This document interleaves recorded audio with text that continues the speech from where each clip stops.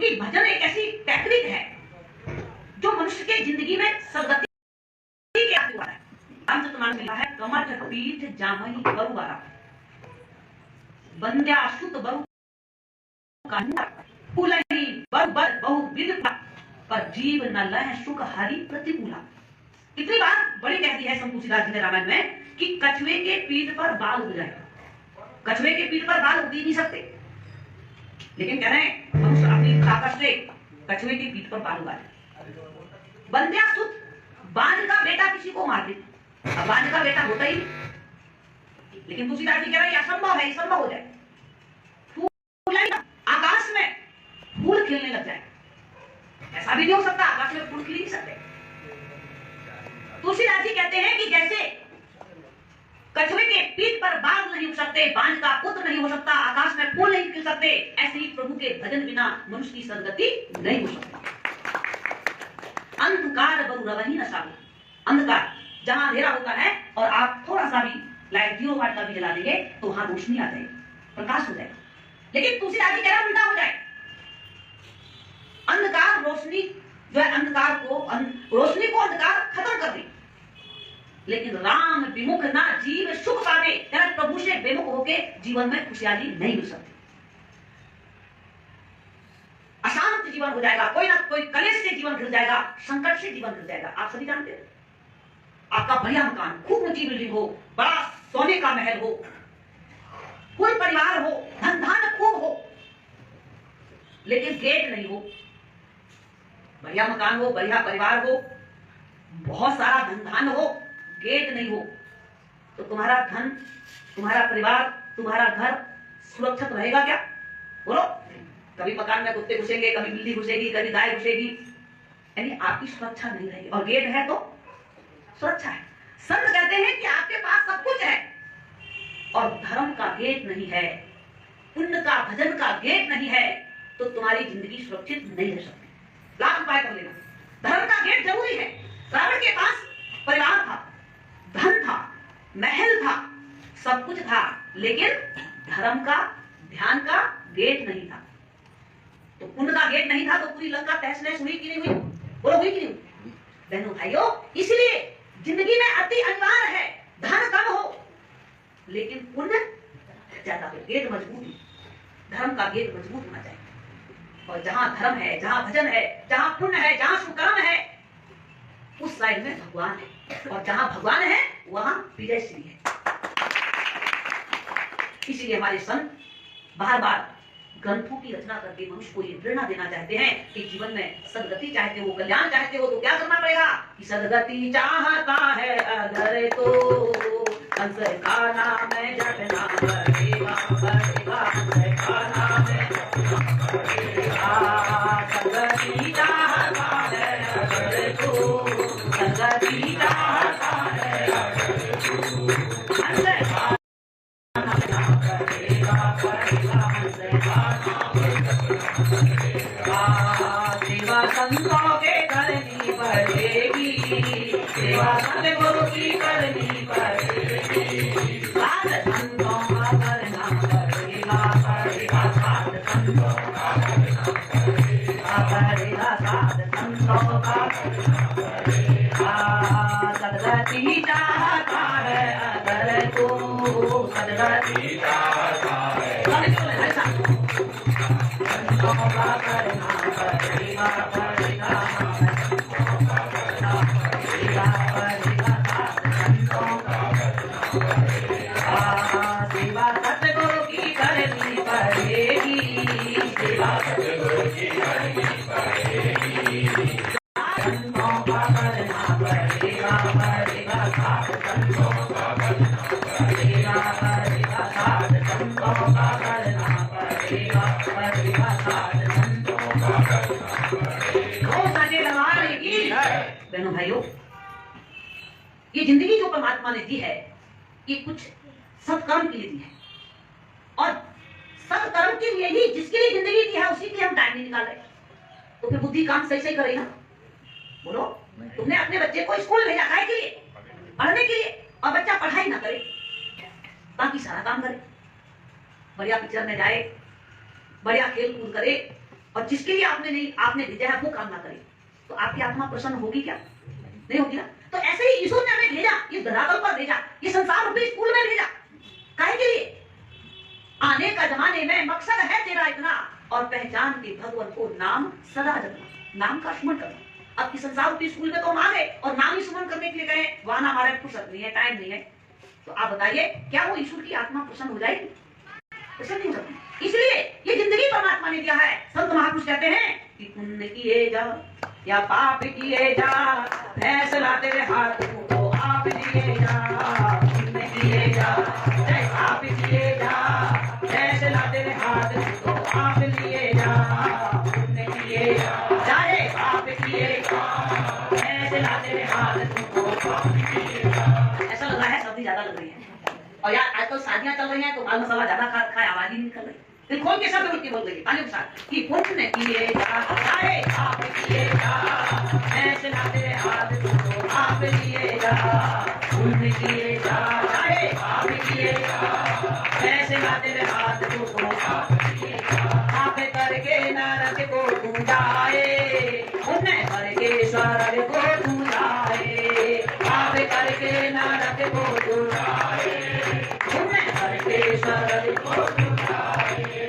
एक मर्जी मेरी बाकी मर्जी तेरी, एक मर्जी मेरी बाकी मर्जी तेरी। ना माने तो फिर पछताएगा, पाप किएगा चाहे पुण्य किएगा, बोलो फैसला तेरे हाथ में तो आप लिएगा। पुण्य किएगा चाहे पाप किएगा, फैसला तेरे हाथ में तो आप लिएगा। बोलो पुण्य किएगा चाहे पाप किएगा, फैसला तेरे हाथ को तो आप लिएगा। करो सत्संग हरि का तू प्यारा, जिससे जीवन सफल हो तुम्हारा। करो सत्संग हरि का तू प्यारा, जिससे जीवन सफल हो तुम्हारा।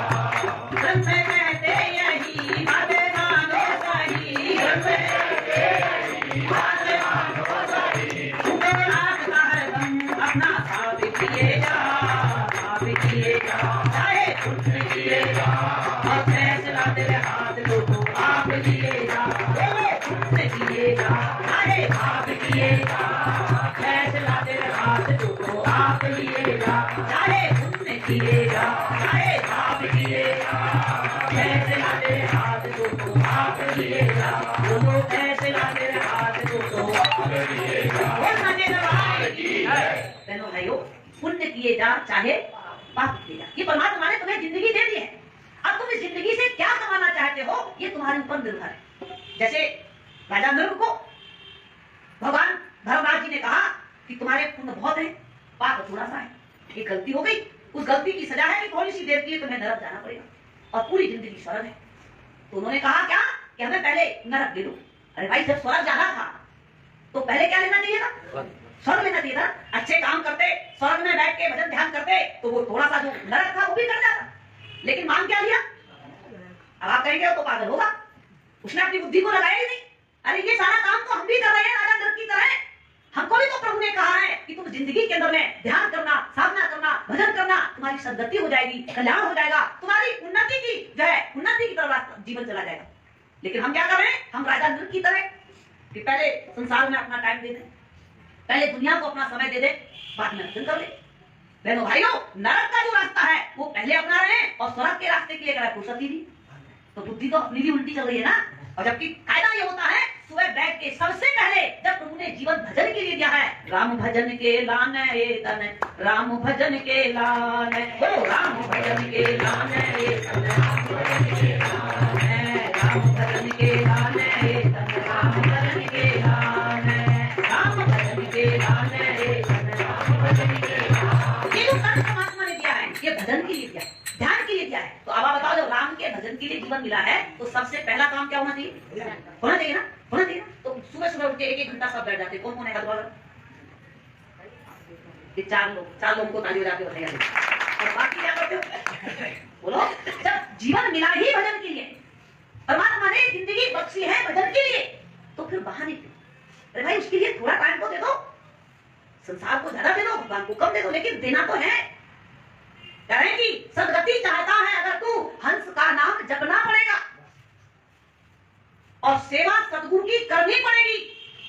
और 7 संतों का करना पड़ेगा। आप अभी नहीं मानोगे, अभी मत मानो। अभी तो राजी वाला गुरु है तुम्हारे साथ, संतों को बिठा दिया, प्यार से भजन कर लो, ध्यान में बैठो, सत्संग सुनाने घर आ जा रहे हैं, जहां तुम बुला रहे वहां चले जा रहे हैं। अभी गुरु महाराज जी राजी वाले मिले और फिर डंडा गुरु मिल जाएंगे। डंडा गुरु पता कौन? घोड़ा चाहता है कि मैं तांगा न खींचे, तो नाक में नकेल डाल देता है और ऊपर से वो लकड़ी में कील चुभा लेता है, अंतर मारता है। अब घोड़ा तो कह रहा नहीं खींचे, लेकिन तांगे में बजरी भी भर ली, रेत भी भर लिया, सीमेंट भी रख लिया, सरिया भी लाद लिया और चल जी। और चलना पड़ता है कि नहीं चलता है तो आग लगाते हैं, घोड़े बरसाते हैं और बड़ा परेशान, दोनों आंखों से आंसू निकलते हैं। करना पड़ रहा है ना। तो बहनों भाइयों, अगर डंडा गुरु से बचना है तो सच्चे सदगुरु की बात को मानना पड़ेगा, करना ही पड़ेगा। और नहीं, 2 रास्ते हैं, पुण्य किए जा चाहे पाप किए जा। और तुम पाप जरूरी नहीं किसी का मर्डर किया वही पाप है। अगर तुम बाधा खिलाफी कर रहे हो, भगवान से बाधा भजन का करके आए और भजन कर ही नहीं रहे, तो ये सबसे बड़ा पाप। इससे बड़ा पाप दुनिया में कोई भी नहीं, ये सबसे बड़ा पाप है। तो बहनों भाइयों, ये पाप हमसे ना हो, आगे आ जाओ थोड़ा सा, ये पाप हमसे ना हो, उसके लिए हम प्रातःकाल, कितना सुंदर गुरु महाराज जी ने ज्ञान दिया है कि सुबह उठो, रजाई भी छोड़ने की इच्छा नहीं है तो मत छोड़ो, बिस्तर छोड़ने की इच्छा नहीं है तो मत छोड़ो और वहीं बैठ जाओ ध्यान में, खूब मन लगा लो, केवल मन नाम के साथ में लगा रहना चाहिए। इतना सुंदर साधन पाने के बाद भी अगर हम बहाने मार रहे हैं तो समझ लेना हम अपना बहुत बड़ा नुकसान करें, नुकसान नहीं करें। ये हमारी आपसे अर्जी है, जिन्होंने भी ज्ञान को पाया है वो खुद ध्यान करें, साधना करें। और गुरु नानक साहब जी ने कहा आप जपे, औरों को भी, औरों के लिए भी मेहनत करें। देखो गुरु महाराज जी को आप रात दिन मेहनत करें, क्यों करें? बहनों भाइयों, ये ज्ञानी लोगों का कर्तव्य है कि कोई अंधेरे में है तो उसकी जिंदगी उजाले में ना आए। ज्ञान का दीपक, प्रकाश का दीपक अगर जिंदगी में नहीं जला है तो उसकी जिंदगी का प्रकाश का दीपक जलना चाहिए। ये हमारा कर्तव्य है, क्योंकि हम रास्ते में जा रहे हैं, एक गाड़ी में लाइट है और एक में नहीं है, तो खतरा किसको है?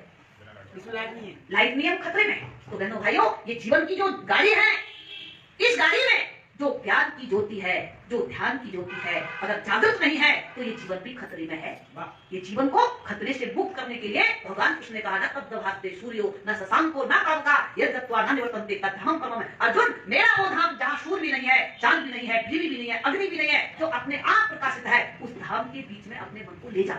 जब भगवान कह रहे कि उस धाम में मन को ले जा, कहा जहाँ अपने आप प्रकाश है, तो बोलो वो जो धाम गीता में लिखा है, गुरु महाराज जी ने उस धाम को मैं जाने का रास्ता बता दिया कि नहीं बता दिया? बताया ना। जहाँ सूर्य की रोशनी पहुंचती नहीं, चांद की रोशनी पहुंचती नहीं, बिजली की रोशनी पहुंचती नहीं है, अपने आप प्रकाश है। बोलो है कि नहीं है? तो ऐसे साधन को जानने के बाद साधना करना हमारा काम है, किसी और का है? तो आप अपने आप ध्यान करें, साधना करें, भजन करें और प्रयास जरूर करते रहें। प्रयास, कोशिश कभी नहीं छोड़नी चाहिए, हमेशा हर वक्त प्रयास में जरूर रहना चाहिए। आपने किसी को, एक को भी ज्ञान में जुड़ा है तो बहनों भाइयों, किसी को अन्न दिया है वो खत्म हो जाएगा, किसी को वस्त्र दिया है वो खत्म हो जाएगा, किसी को मकान दिया है 100 साल के बाद वो भी खत्म हो जाएगा। लेकिन अगर किसी को आपने ज्ञान से जोड़ा है तो कृष्ण भगवान करे, ज्ञान यज्ञ सर्वोपरि यज्ञ है, वो यह लोक में भी साथ देगा और दुनिया से जब चलेंगे तो परलोक में भी दोनों तरह का साथी है। तो ऐसे साथी से अपने आप को भी जोड़ के रखें और अपने पड़ोसी, अपने मिलने वाले, अपने रिश्तेदार सबको प्रेम करते रहें। हाथ भी जोड़ना पड़े तो शर्माना नहीं, पैर भी पकड़ना पड़े तो शर्माना नहीं। भगवान राम तो भगवान थे, तो लोक के नाथ थे, सारी दुनिया के मालिक थे, लेकिन उन्होंने भी कहा सब ही कमू कर दो शंकर भजन। काय की प्रेरणा दी? भजन की तो दी, ध्यान करने की प्रेरणा दी और हाथ जोड़ रहे, सब ही कमू कर दो, सबको हाथ जोड़ रहे। तो अब आप बताइए, जब भगवान सबके लिए मेहनत कर रहे हैं, हाथ जोड़ के प्रार्थना कर रहे हैं, तो हमें तुम्हें मेहनत करना चाहिए कि नहीं करना चाहिए? नहीं करना चाहिए ना? करना चाहिए। तो जरूर मेहनत करें, खुद भी ध्यान में बैठने का संस्कार बनाएं, भजन का रस प्राप्त करें और अपने बच्चों को, अपने परिवार को, अपने मिलने वालों को, सबके लिए कोशिश करते रहें। कोई माने चाहे नहीं माने, वो ठेका तुम्हारे पास नहीं है, लेकिन प्रयास का ठेका आपके पास है, उसको आप लोग जरूर करें। बोलिए आनंद धर्म भगवान की जय, साचे दरबार की जय, मानव धर्म की जय।